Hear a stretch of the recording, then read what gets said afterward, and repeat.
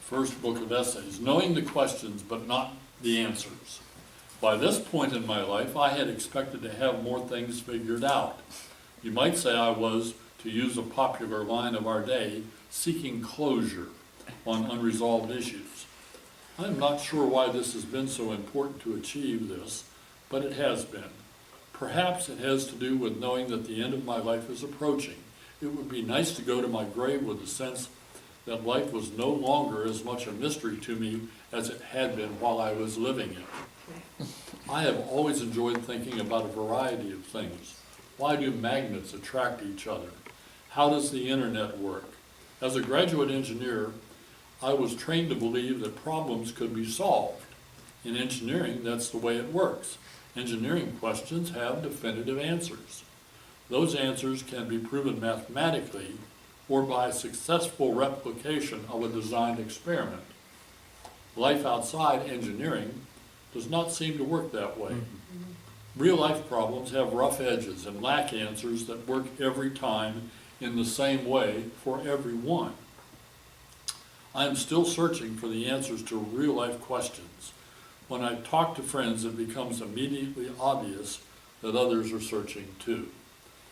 Now, that's just illustrative of the frustration I feel when I write books about thinking, because I would like to be in a position to write something about religion that makes sense, something about politics that made sense and took a position, but I'm never able to do that.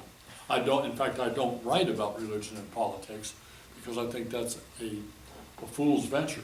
You're not going to convince anyone. But I do write about family issues, health, growing older, grandchildren, lots and lots of different topics. And I think about them, and I said in that essay that I enjoy thinking, and I really do. A preview reader of mine once said, "Who thinks about all this stuff?" And I'll tell you why I do. Until I've thought about it and written about it, and I've got a blog, which I would invite you and encourage you to visit with me about. Once a week I'll write a short blog that comments on some real life issue. I like to think of all my writing as real life writing.